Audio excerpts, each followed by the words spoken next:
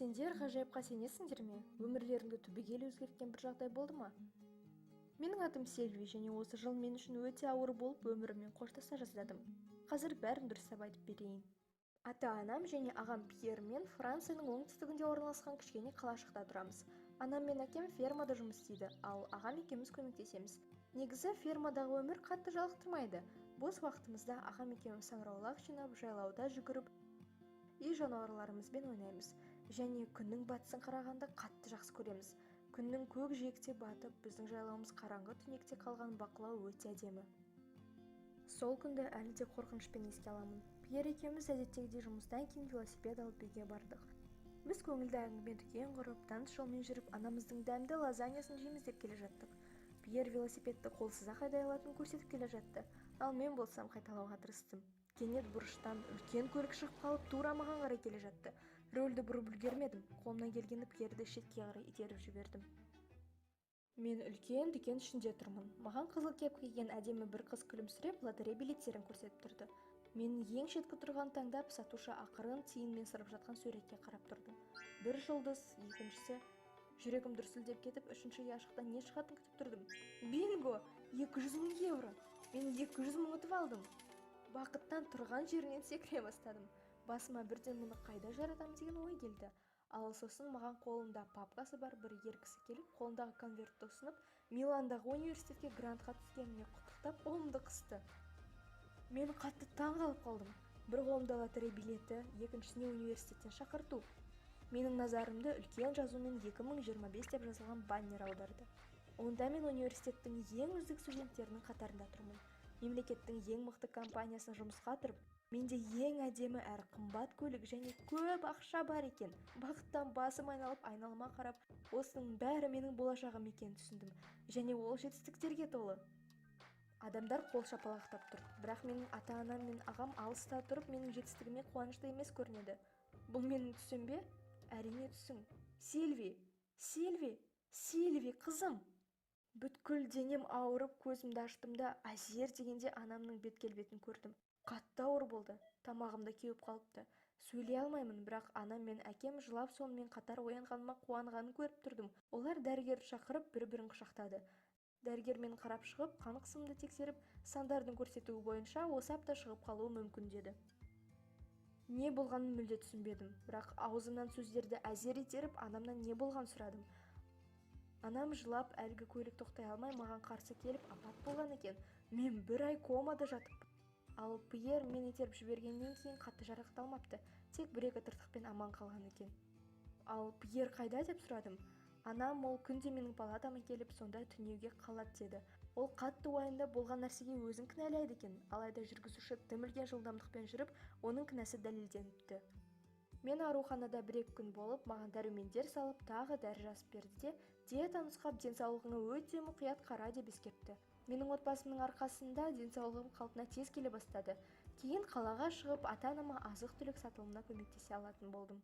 Сол күннің ауа райы керемет еді. Мен супермаркетке су алу үшін кірдім. Есік алдында кішкене үстел тұрды, ал оның үстінде лотерея билеттері тұр екен. Жеңімпаз максималды түрде қанша ақша ұтып алатыны қызық болды. Мен жақынырақ келіп, аузым ашылып қалды. Үстел жанында менің түсімдегі қыз тұрды, дәл сол қып-қызыл кепкасымен, және ол менің түсімдегінің бәрін айнытпай қайталады. Мен не істерімді білмей тұрып қалдым. Кенет сәттілігімді және түстің шындығын сынап көргім келіп, билеттердің ең шеткісін таңдап алдым. Көзімді жұмып алып, өз-өзіме сене алмай тіпті ақымақтығыма іштей күлдім. Кенет кепкадағы қыз "Сен жеңдің" деп айғайлап жіберді. Айналамдағы адамдар қол шапалақтады. Ал мен сене алмай, жай ғана таң қалып, маған 200 000 евро әкелген билеттегі 3 суретке қарап тұрдым. Мен енді баймын. Бұл менің отбасым үшін өте қомақты ақша. Үлкен үй және әдемі көлік алатын болдық, және саяхаттаймыз. Маған үлкен отыз плакатын беріп, суретке түсіріп алды, және 1 сағаттан кейін кішкентай қалашық тек мен туралы айтты.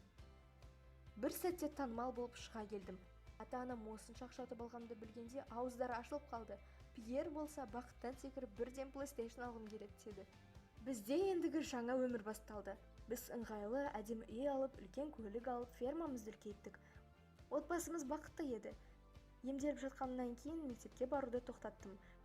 Үйден оқуға ауысып, университетке түсуге дайындала бастадым. Мен Италияға түсуді армандадым.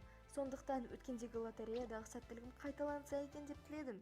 Бірнеше ай өтіп, мен жауап келген күттім. Ал сенбі күні таңертең пошташы келіп есікті тоқылдатқанда, маған конверт әкеліп берді және мені қабылдағанына сенімді едім. Қуанып асханаға бардым да, мені университетке қабылдап, құттықтау жазылған хатты көрсеттім. Ата-анам мен Пьер де мен үшін бақытты еді. Өз күшіммен грантқа түскен мен үшін үлкен жетістік.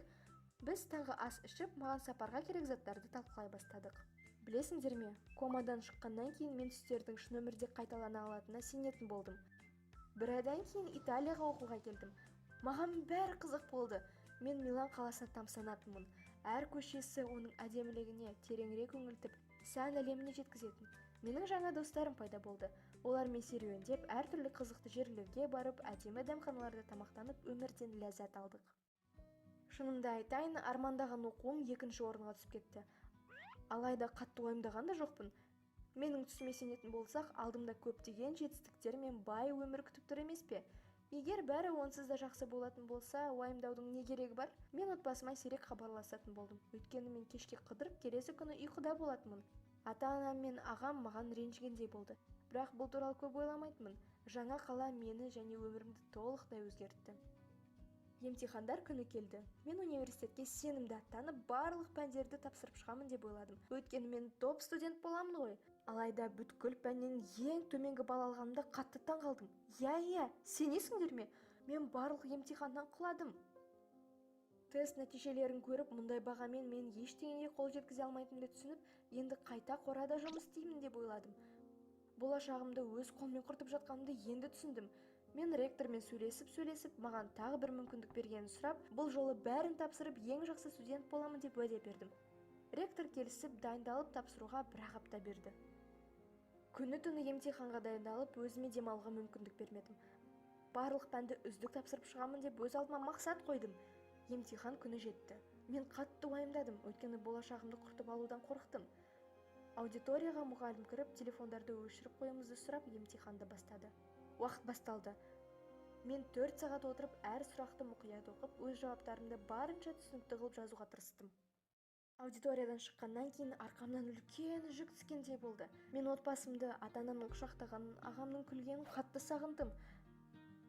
Бірден нөмірлерін теріп, олардан соңғы уақытта өзімді жаман ұстағаным үшін кешірім сұрадым. Мүмкіндік туындаса, бірден келіп кетемін деп уәде бердім. Оларға университеттен шығып кете жаздағанымды айтудан қатты ұялдым. Бөлмеме келіп, өз қылығымды ойлап, біраз ақылға қондым. Электронды күнделігімді тексеріп, емтихандарды жақсы тапсырғанымды көріп, бәрін қалпына келтіргенімді түсіндім. Не түсінгенімді білесіңдер ме? Әлгі түс шынымен де орындалып, мен жетістікке жетуім керек.